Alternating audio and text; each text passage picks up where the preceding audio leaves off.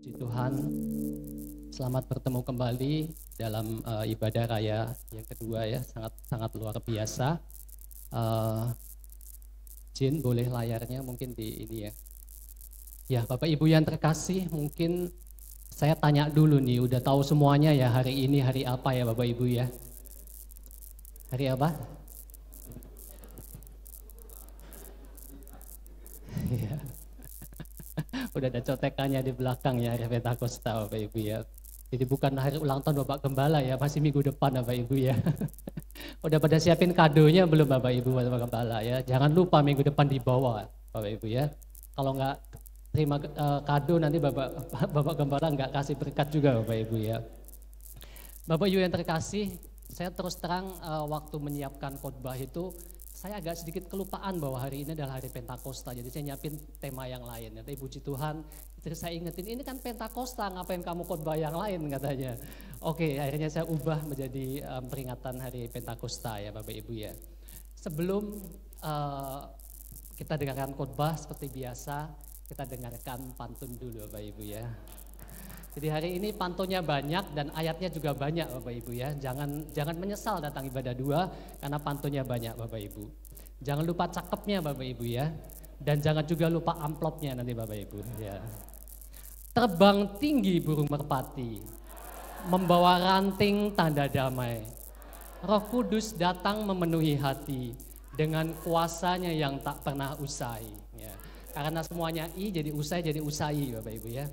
Terbang rendah si burung jalak, hinggap sebentar di ranting jati.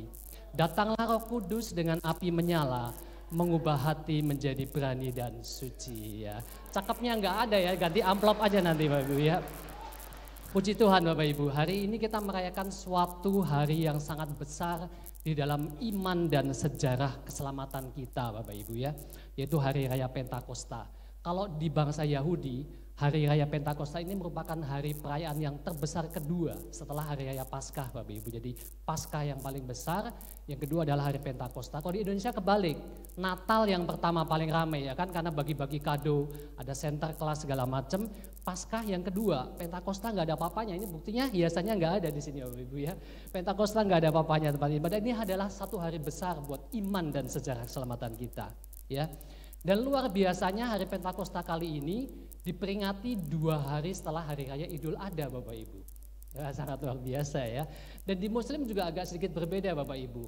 Di Muslim itu kalau Idul Adha di Indonesia itu kan nggak terlalu rame ya, lebih rame Idul Fitri ya.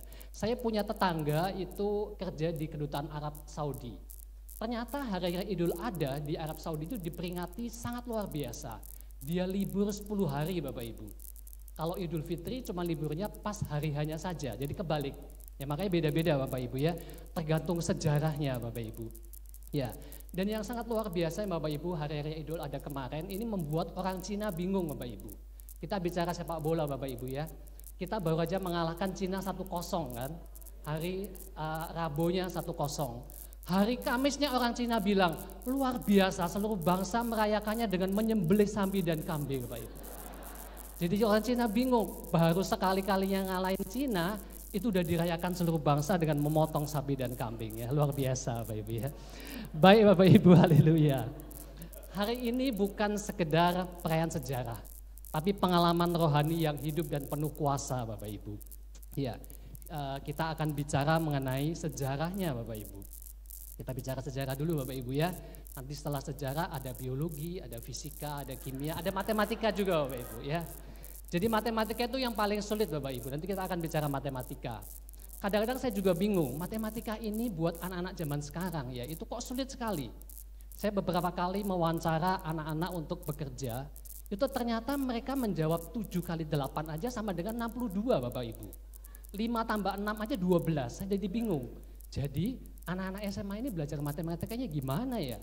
Tapi anak-anak di sini pasti enggak ya, karena penuh dengan kuasa Roh Kudus ya. Di luar sana Bapak Ibu ya.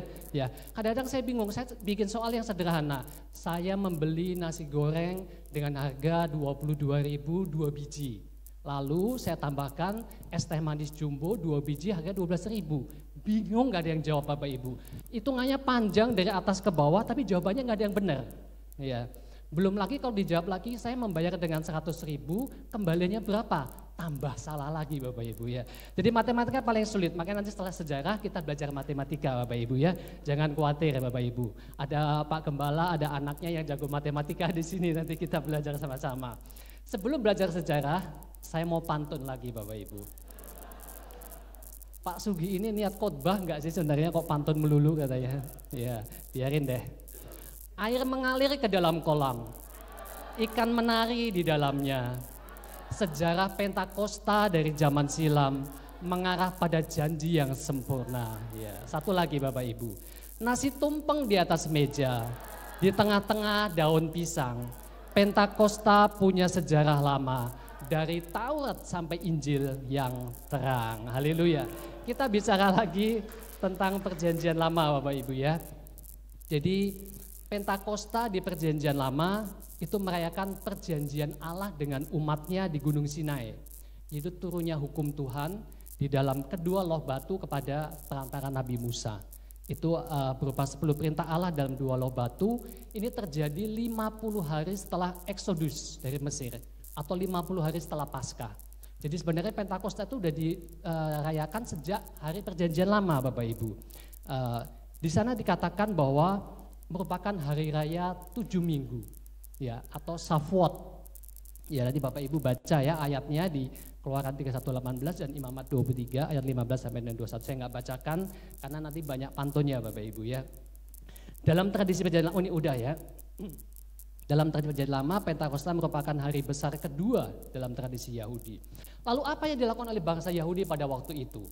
Mereka membawa persembahan hasil panen pertama atau bikurim ke bait Allah. Mereka juga membaca kitab Rut. Karena apa? Karena kitab Rut ini terjadi pada saat musim panen Bapak Ibu. Dan mereka juga membaca 10 perintah Allah dari Taurat. Dan mereka menghias sinagog dan rumah mereka dengan dedaunan dan bunga-bunga yang merupakan simbol kehidupan. Ya, ini Pentakosta perjanjian lama. Lalu apa yang dikatakan dalam perjanjian baru Bapak Ibu? Ya, ada pantunnya lagi Bapak Ibu, perjanjian baru. Hujan turun di pagi hari, basahi tanah tumbuhkan benih. Pentakosta bukan sekedar tradisi, tapi karya roh yang sangat penuh kasih. Ya. Langit biru di pagi hari, mentari bersinar penuh harapan.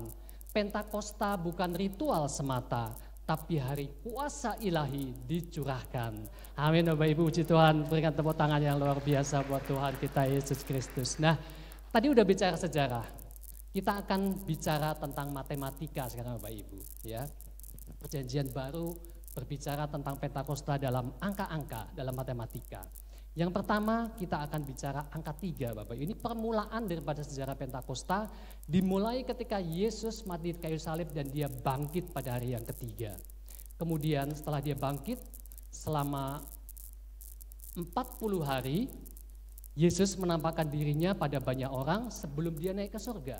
Ya kan, dari 40 hari dia menampakkan dirinya, kemudian setelah itu dia naik ke surga. Kita peringati pada hari Kamis minggu yang lalu, yaitu hari kenaikan Yesus ke surga. Ya. Nah, penampakan Yesus itu terjadi pada 12 kisah penampakan Yesus. Ya. Kalau Ibu baca di Alkitab, di Kisah Para Rasul, di Injil dan Kisah Para Rasul ada 12 kali. Ya, ini saya nggak bacakan ya, menampakkan diri pertama pada Maria Magdalena, pada wanita kembali dari kubur, pada Petrus, sampai terakhir pada Paulus Bapak Ibu ketika sudah terjadi pencurahan Roh Kudus. Jadi 12 kali Yesus menampakkan dirinya. Ini cerita di Alkitab. Ya. Nah, sebelum kita lanjutkan, ada sebuah video Bapak Ibu. Jin, bisa diputar videonya nggak Jin? Volumenya mungkin bisa dibesarin. Kamu akan menerima kuasa, kalau Roh Kudus turun ke atas kamu. Dan kamu akan menjadi saksiku, sampai ke ujung bumi. Our Father, who art in heaven, Hallowed be thy name. thy kingdom come.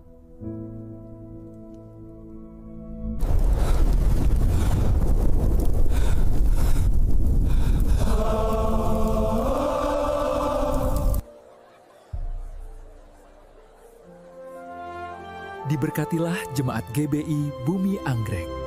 Kamu akan menerima kuasa, kalau Roh Kudus turun ke atas kamu. Dan kamu akan menjadi saksiku. Bapak Ibu ya. Ya udah Jin, ya jangan diulang lagi. Nanti nggak selesai firmannya ya. Bapak Ibu, ini saya bukan mau menyombongkan diri atau apa. Video ini dibuat dengan AI Bapak Ibu ya. Jadi saya mau mengatakan bahwa AI, teknologi AI ini sekarang bisa untuk pelayanan Bapak Ibu, bisa untuk pengabaran Injil. Ya, jadi anak-anak muda jangan lupa belajar AI. Ini cuma dibuat dengan kata-kata yang sederhana. Kata-katanya adalah, tolong buatkan saya sebuah video tentang Tuhan Yesus yang ketika dia akan naik ke surga, dia memberikan pesan kepada murid-muridnya dalam bahasa Indonesia bla bla bla bla. Itu aja, muncul video ini Bapak Ibu. Jadi kita bisa melayani dalam segala pelayanan kita dengan AI ya. AI pun sekarang udah dibuat untuk membuat skripsi Bapak Ibu. Orang skripsi sekarang nggak susah mikir, suruh AI yang bikin Bapak Ibu. Cuman dosennya juga makin pintar, kalau tawan dari AI dia langsung nggak lulus Bapak Ibu ya. Ya. Dan khotbah pun bisa lewat AI Bapak Ibu. Saya udah ada coba Bapak Ibu. Tapi jangan main-main dengan membuat khotbah dari AI ya. Kita cuman sederhana. Tolong buatkan saya khotbah tentang Pentakosta. Dia langsung muncul Bapak Ibu. Ini ayat-ayat yang saya ini bisa muncul semua dari AI ya. Tapi jangan sekali-sekali membuat khotbah dari AI tanpa punya dasarnya Bapak Ibu. Kita harus ikut KOM 100 dan 200 dulu. Tadi ada pengumuman ikut KOM 200. Tapi yang daftar kok cuma 5 orang ya. Yang lainnya mana ini Bapak Ibu? Yuk kita kuasai dulu, kita dasari dulu dengan pelajaran KOM 100 dan 200. Setelah itu kita bisa menggunakan teknologi dengan cara yang luar biasa ya. Oke, ini kita kembali ke laptop dulu Bapak Ibu ya. Jin, ya. Angka yang berikutnya adalah angka 50 Bapak Ibu.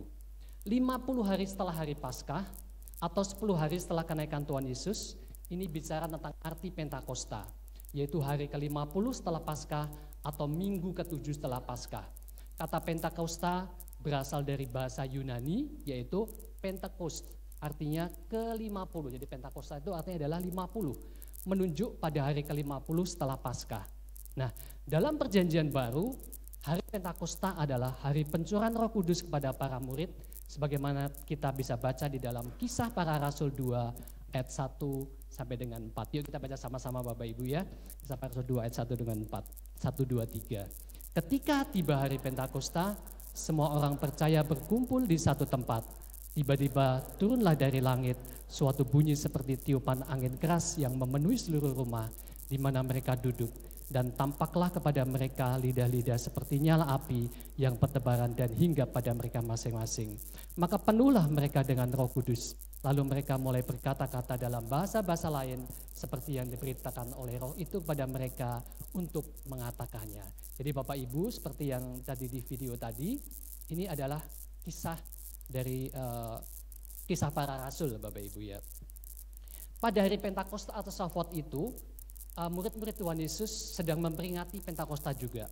Dan mereka berkumpul di sebuah rumah di Yerusalem, dan Roh Kudus turun kepada mereka dengan tanda-tanda yang dapat didengar dan dilihat. Yang saya tebalin tadi ya, ada kata-kata, ada bunyi seperti tiupan angin keras, ada lidah-lidah seperti nyala api, dan penuhlah mereka dengan Roh Kudus dan mereka berkata-kata dalam bahasa lain, Bapak Ibu.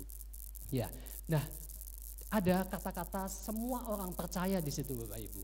Nah, sebenarnya semua orang percaya ini siapa yang pada waktu menerima Roh Kudus pada waktu hari Pentakosta itu Bapak Ibu. Jadi menurut ahli-ahli Alkitab ada 120 orang percaya yang menerima Roh Kudus pada waktu itu. Meskipun di Alkitab tidak dijelaskan secara gamblang berapa jumlah orang yang menerima.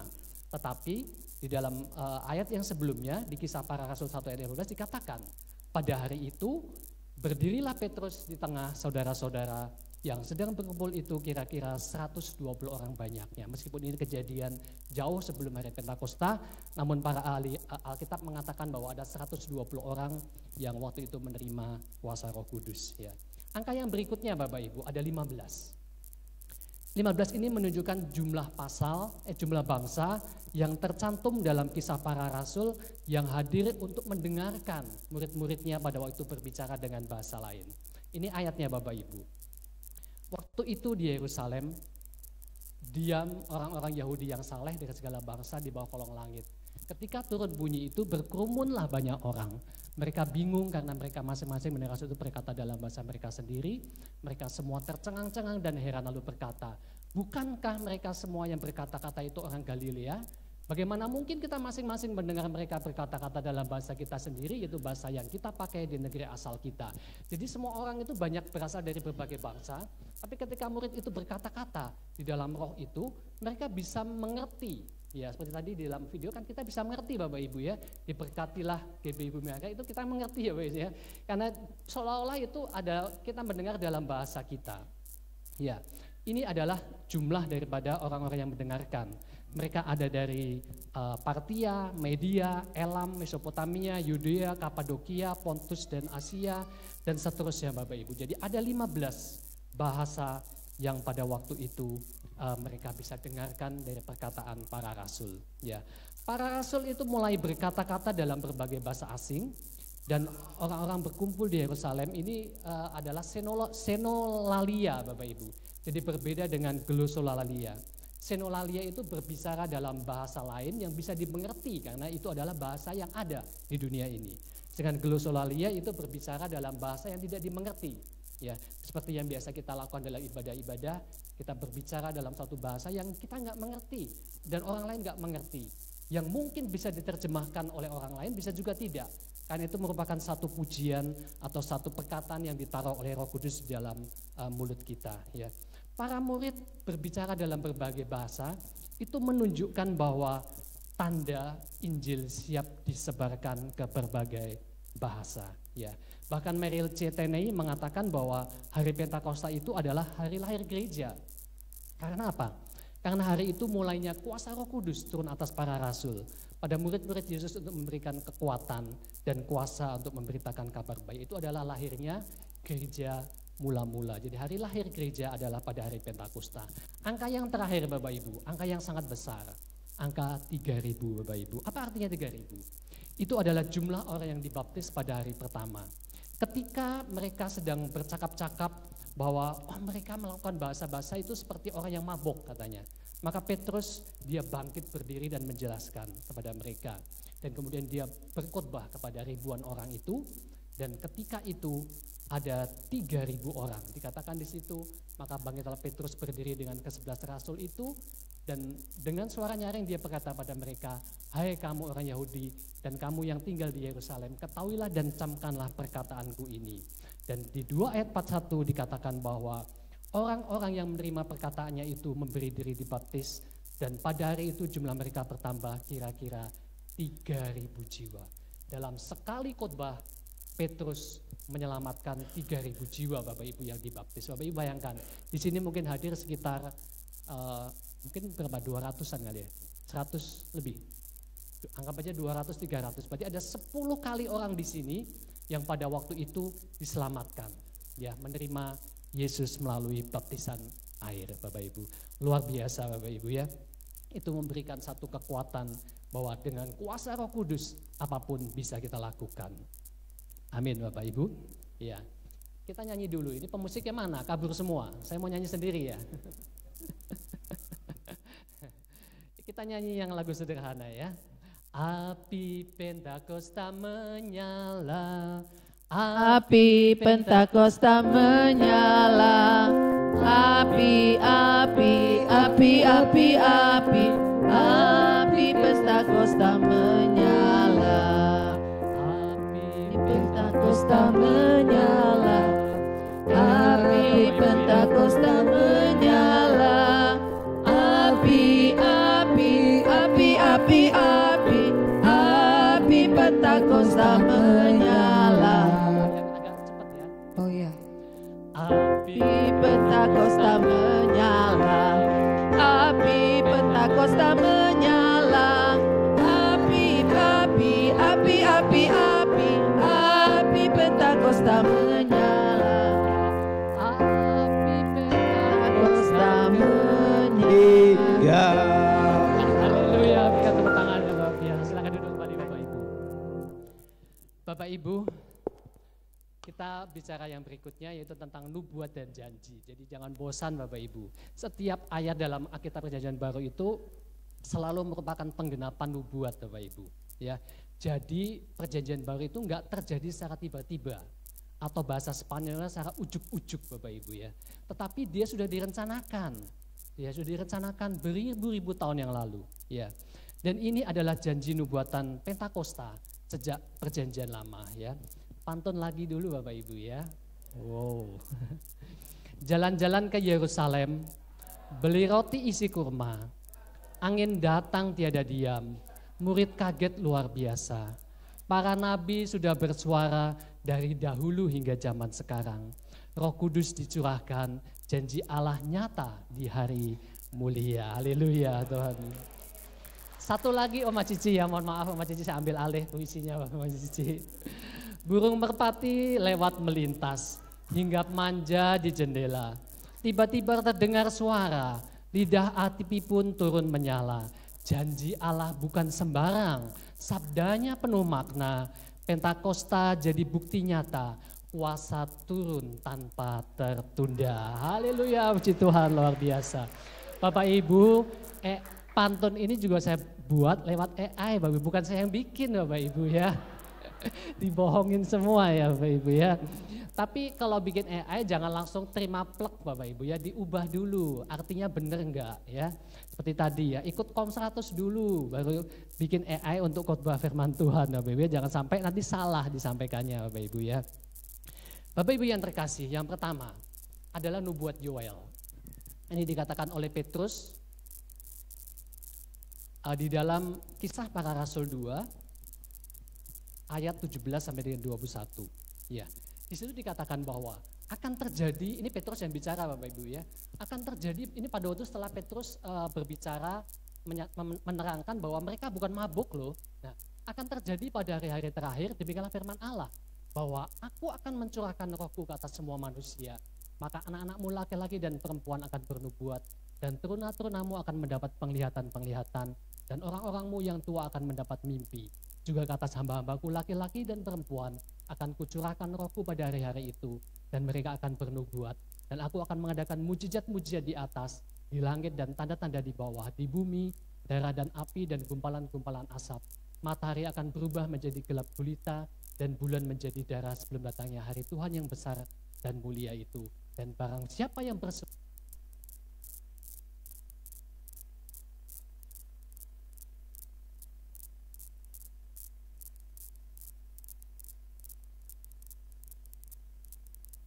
Con sengaja sabotase saya ini. Ya Bapak Ibu, yang dikatakan Petrus ini sama persis yang dikatakan dalam Yoel 2 ayat 28-29. Saya nggak baca lagi Bapak Ibu ya, karena semua yang dinyatakan ini sama persis yang dikatakan Petrus. Jadi hari Pentakosta itu sudah dinubuatkan pada waktu di Nabi Yoel. Nabi Yeremia Bapak Ibu, dia juga sudah menubuatkannya. Sebentar, contekannya mana ini? Ini dia. Nah, dikatakan di dalam Yeremia 31 ayat 33. Tetapi beginilah perjanjian yang kuadakan dengan kaum Israel sesudah waktu itu. Demikianlah firman Tuhan. Aku akan menaruh Tauratku dalam batin mereka dan menuliskannya dalam hati mereka. Maka aku akan menjadi Allah mereka dan akan menjadi umatku. Perjanjian lama itu bicara Pentakosta di dalam loh batu Bapak Ibu. Tapi perjanjian baru bicara bahwa hukum Allah itu ditulis di dalam hati setiap kita Bapak Ibu. Jadi roh Allah turun dalam hati kita untuk menuliskan hukum-hukum Allah di dalamnya. Sehingga ketika kita menerima Roh Kudus, maka kita menerima janji dan hukum-hukum Allah itu. Ini pengenapan daripada nubuatan Nabi Yeremia. Dan ada lagi nubuatan Yohanes Bapak Ibu. Ketika Yohanes Yohanes datang sebelum Yesus Bapak Ibu ya. Dan ketika itu dia berkata di dalam Lukas 3 ayat 5-16, tetapi karena orang banyak sedang menanti dan berharap dan semuanya bertanya dalam hatinya tentang Yohanes, kalau ia adalah Mesias. Yohanes menjawab dan berkata kepada semua orang itu, aku membaptis kamu dengan air, tetapi ia yang lebih berkuasa daripada aku akan datang dan membuka tali kasutnya pun aku tidak layak. Ia akan membaptis kamu dengan Roh Kudus dan dengan api. Ini nubuatan Yohanes akan adanya pencurahan Roh Kudus dengan lidah-lidah api yang luar biasa. Dan bukan sekedar nubuatan Bapak Ibu, tapi juga ada janji Yesus. Ya, janji Yesus yang pertama yaitu ketika sebelum dia naik ke surga Bapak Ibu. Dikatakan dalam Kisah 1 ayat 10. Ya. Ini saya nggak baca semua ya, panjang sekali. Hayati Fulus dalam bukuku dan seterusnya. Kemudian dia berkata bahwa dengan banyak tanda ia membuktikan bahwa ia hidup dan selama 40 hari berulang-ulang menampakkan diri dan berbicara pada mereka tentang kerajaan Allah. Nah, yang paling bawah Bapak Ibu.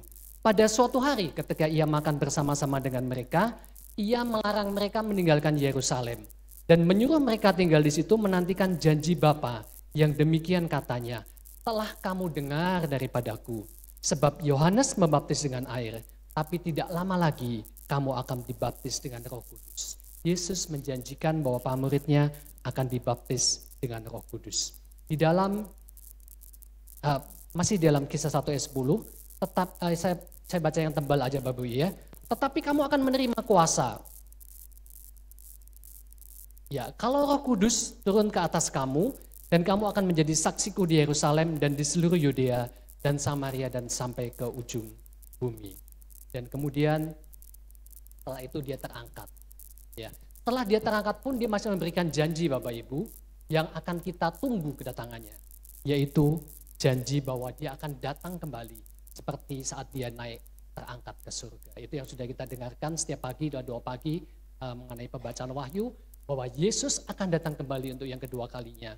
Dan itu sudah dinubuatkan pada waktu kenaikannya. Kita tunggu Bapak Ibu ya. Adalah tahun penuaian, kita menunggu kedatangan Tuhan Yesus yang kedua. Amin Bapak Ibu. Ya. Janji Yesus yang berikutnya ada di dalam Yohanes 14 ayat 15 sampai dengan 17. Ya, saya baca yang tebal aja di situ. Ia akan memberikan kepadamu seorang penolong yang lain supaya ia menyertai kamu selama-lamanya, yaitu Roh kebenaran. Ini dikatakan Yesus pada waktu Yesus datang ke Yerusalem di Minggu Palem sebelum dia disalibkan. Yesus sudah menjanjikan bahwa dia akan menyertai murid-muridnya tapi dalam bentuk Roh kebenaran. Ya. Kemudian di dalam Yohanes 15 ayat 26 juga dikatakan di sana, jikalau penghibur yang akan kuutus dari Bapa datang, yaitu Roh kebenaran yang keluar dari Bapa, ia akan bersaksi tentang aku, tapi kamu juga harus bersaksi karena kamu dari semula bersama-sama dengan aku. Dan ayat yang terakhir Bapak Ibu. Ya, ini agak panjang, saya nggak bacakan semua. Saya bacakan yang tebal. Sebab jikalau aku tidak, ini masih peristiwa ketika Yesus ada di Yerusalem Bapak Ibu ya. Sebab jikalau aku tidak pergi, penghibur itu tidak akan datang kepadamu. Jadi dia naik supaya Roh Kudus datang. Tapi jikalau aku pergi, aku akan mengutus dia, Roh Kudus, kepadamu.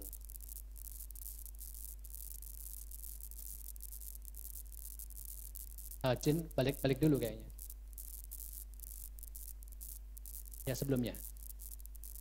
Ya, tetapi apabila ia datang, yaitu Roh kebenaran, ia akan memimpin kamu ke dalam seluruh kebenaran. Sebab ia tidak akan berkata-kata dari dirinya sendiri, tapi segala sesuatu yang didengarnya itulah yang akan dikatakannya, dan ia akan memberitakan kepadamu hal-hal yang akan datang. Ya, ini janji-janji Yesus Bapak Ibu ya. Saya nggak bacakan yang ayat berikutnya. Ya, peristiwa Pentakosta atau pencurahan Roh Kudus ini menandai dimulainya sebuah era baru Bapak Ibu. Jadi ada 3 era. Era yang pertama adalah era Allah Bapa, yaitu mulai dari Kejadian sampai Maleaki. Di sana dinyatakan banyak nubuatan dan janji-janji Allah akan kedatangan Yesus Sang Putra. Kemudian era yang kedua adalah era Allah Putra, mulai dari inkarnasi kelahirannya hingga kenaikan. Ini berbicara sekali banyak pernyataan dan nubuat serta janji tentang akan datangnya Roh Kudus. Dan kemudian yang ketiga adalah era Allah Roh Kudus, mulai dari Pentakosta hingga sekarang. Dalam era 3 ini akan ada berbagai pernyataan dan nubuatan serta ajakan untuk menantikan kedatangan Yesus yang kedua kali. Ya, jadi seperti katakan Yesus berjanji bahwa dia akan datang kembali seperti ketika dia naik ke surga. Amin Bapak Ibu. Maranatha, Tuhan Yesus datanglah segera. Ya. Jadi kadang-kadang Bapak Ibu kita berpikir ya, kalau baca Alkitab ini kayaknya kok lompat-lompat gitu ya. Kayaknya kok nggak nyambung. Ternyata semuanya itu runut Bapak Ibu. Kalau kita baca ulang-ulang, ternyata semuanya itu runut ya. Ada penjelasannya mengapa itu ada. Waktu dulu pertama kali saya membaca cerita tentang Rahab, saya juga bingung. Kenapa ya? Kok ada peristiwa di mana wanita sundal itu menolong para pengintai di Yeriko, kemudian ternyata dia menjadi istri daripada jenderal Yeriko, yaitu si Salmon, ya, bukan ikan salmon Bapak Ibu ya. ada jenderal Yeriko, jenderal Yosua waktu itu bernama Salmon. Ternyata dia nanti akan menjadi suami daripada Rahab. Nah kenapa kok ada Rahab dan ada Salmon? Ternyata dia akan memperanakan Boas, Bapak Ibu. Waktu itu juga saya nanya kenapa ada Naomi ya. Cerita Naomi yang mungkin gak tahu kejadiannya kapan. Ternyata dia punya menantu yang namanya Ruth, seorang kafir. Orang yang gak mengenal Allah kemudian diubahkan jadi mengenal Allah. Ya. Kenapa ada Ruth? Ternyata dia kemudian menjadi istri Boas. Kenapa ada Ruth dan Boas? Ternyata dia akan melahirkan nenek moyang Daud. Ya, kenapa ada Daud? Karena dialah menjadi nenek moyang daripada Yesus Kristus. Kenapa ada cerita Esther? Kadang-kadang bingung ya, kok tiba-tiba nyempil cerita Esther di sana. Ternyata kalau nggak ada Esther, Bapak Ibu, nggak ada yang namanya juru selamat. Karena Esther waktu itu menyelamatkan bangsa Yahudi dari kemusnahan. Kalau Esther tidak ada pada waktu itu, bangsa Yahudi musnah. Berarti tidak ada keturunan daripada Daud. Ya, ini kita harus baca ulang-ulang setiap hari. Karena ketika kita membaca ulang, kita jadi mengerti, oh ternyata maksudnya itu ya. Jadi semua cerita dan perjanjian lama itu hanya mempersiapkan kedatangan Yesus yang pertama kali dalam kelahirannya. Baik Bapak Ibu, gak berpanjang-panjang, udah 31 menit. Kita akan bicara makna Bapak Ibu. Ya, lagi-lagi pantun nih. Iya, melangkah pagi membawa tas, di jalan ramai bertemu teman. Pentakosta bukan masa yang telah lewat, tetapi kuasa roh yang tetap relevan. Ya. Di taman bunga ada kupu, terbang ringan penuh warna. Roh Kudus turun meneguhkan kalbu, hidup kita jadi bercahaya dan berguna. Cakepnya udah nggak ada ya, tinggal amplopnya Bapak Ibu ya. Nggak apa-apa, nih amplopnya banyak ini berarti Bapak Ibu. Bapak Ibu, turunnya Roh Kudus itu mengandung makna yang dalam. Yang pertama yaitu penggenapan nubuat dan janji. Tadi kita udah baca ya, ada nubuatan, ada janji, itu adalah merupakan iman kita bahwa semua yang dijanjikan Allah, semua yang dinubuatkan Allah itu sudah turun dalam bentuk satu pencurahan Roh Kudus yang menguatkan kita. Ada Yoel, ada Yeremia, ada Yohanes dan ada Yesus sendiri yang berjanji. Yang kedua Bapak Ibu, Roh Kudus memberi kuasa. Tadi akan dikatakan, tetapi kamu akan menerima kuasa kalau Roh Kudus turun ke atas kamu. Ini adalah hari-hari terakhir pada zaman akhir Bapak Ibu yang sudah dimulai ya. Dan para murid termasuk kita semua diperlengkapi dengan Roh Kudus yang memberikan kuasa. Sehingga menyanggupkan kita setiap hari untuk menyadarkan orang-orang akan dosanya dan menerima keselamatan daripada Kristus. Ini bukan pengalaman yang satu kali Bapak Ibu. Tapi satu hubungan, relasi yang terus menerus Bapak Ibu. Ya, doa pribadi dan penyembahan dan pembacaan firman itu akan membuat kita senantiasa dipenuhi dengan Roh Kudus, ya, membuka hati baginya. Ya, jadi yang ketiga Bapak Ibu, tinggal 10 menit lagi. Roh Kudus itu rindu keselamatan setiap orang. Ya, Roh Kudus menyatakan sifatnya sebagai roh yang rindu akan keselamatan setiap orang. Sehingga mereka berbalik dari dosa-dosanya dan menerima keselamatan dari Kristus. Jadi Roh Kudus itu memberikan kesempatan, kekuatan, keberanian buat kita untuk senantiasa memampukan kita bersaksi dimanapun kita berada Bapak Ibu.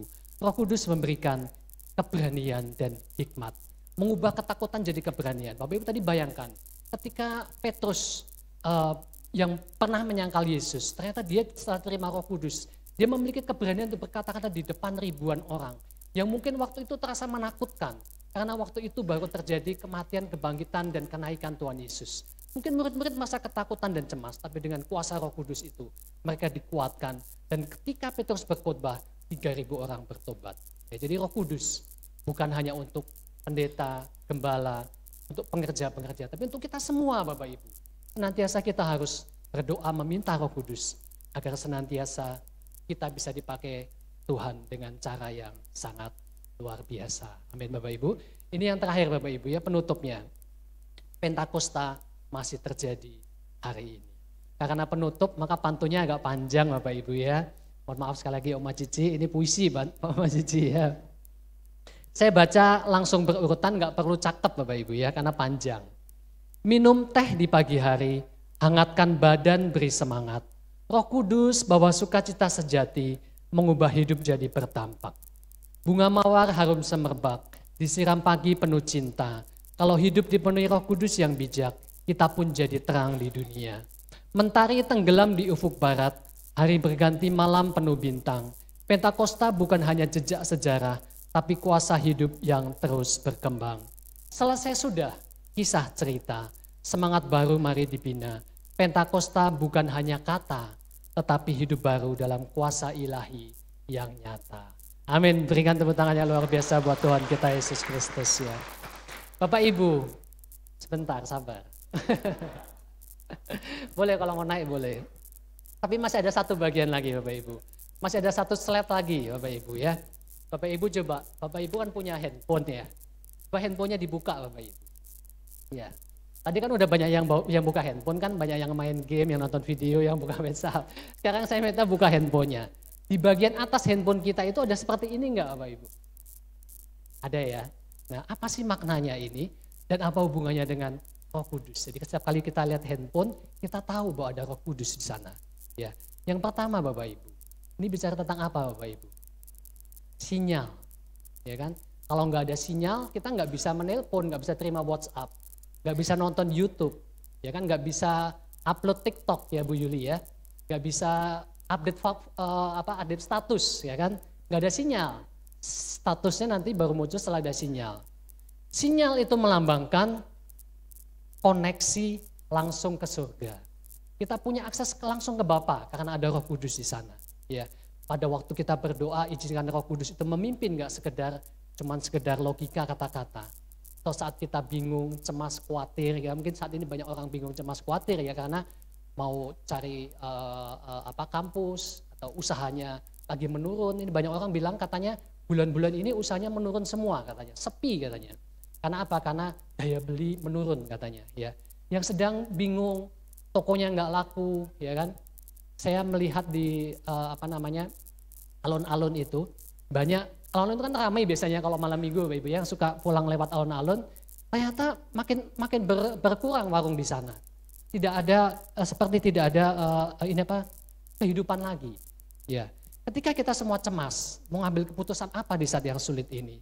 Ya, kita harus hidup tenang dan minta Roh Kudus yang bicara. Karena kita perlu punya sinyal dari Roh Kudus itu supaya ada koneksi langsung ke surga. Yang kedua Bapak Ibu, ini bicara tentang apa Bapak Ibu? Tentang baterai Bapak Ibu ya. Kebetulan ini saya cas tadi malam 100% ya kan. Kalau pas itu 20% atau 30% kan bisa sekali tiba-tiba mati Bapak Ibu ya. Kadang-kadang baterai ini juga suka buat alasan kita kalau kita lagi meeting lewat Zoom ya.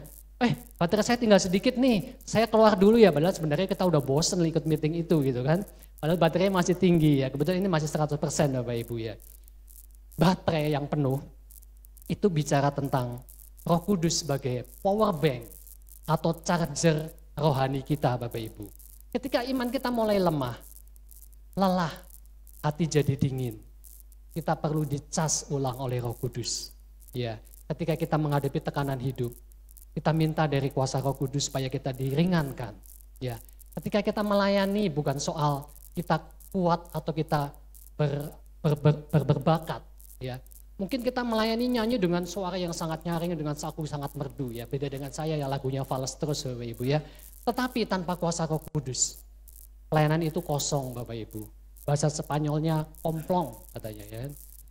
Komplong, orang Jawa mungkin tahu komplong Bapak Ibu ya. Seolah-olah nggak ada apa-apanya, cuman sekedar bicara aja nggak ada apa-apanya ya. Dan yang ketiga Bapak Ibu, ini bicara tentang apa Bapak Ibu? Kalau ada ini kan, ini pas malam tadi saya nyiapin firman, ternyata di situ ada notifikasi Facebook, ada WhatsApp, ada itu gambar apa ya? Oh itu Grab.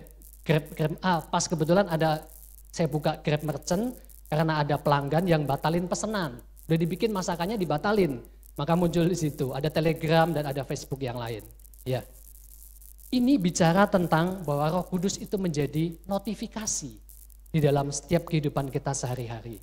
Kadang-kadang kita terlalu sibuk atau mungkin pura-pura sibuk atau menyibukkan diri sehingga kita kadang-kadang nggak peka.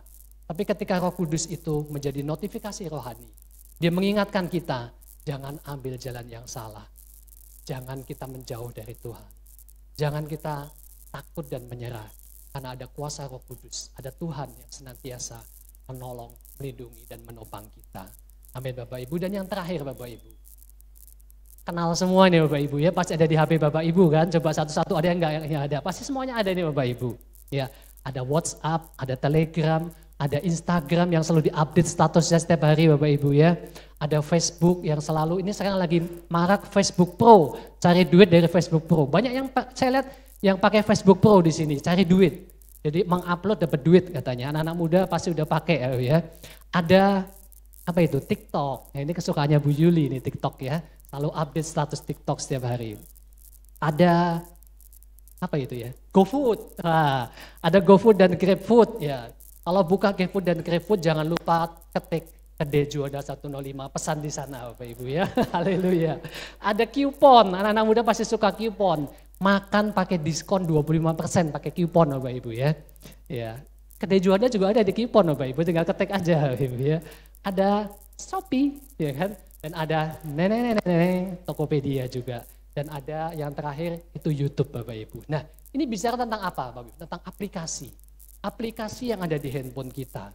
Artinya tentang bakat kita, kekuatan kita, tentang mimpi-mimpi kita, tentang apapun yang sedang kita jalani. Tetapi semua itu Bapak Ibu akan sia-sia kalau tidak ada sistem operasinya Bapak Ibu. Sistem operasi itu apa?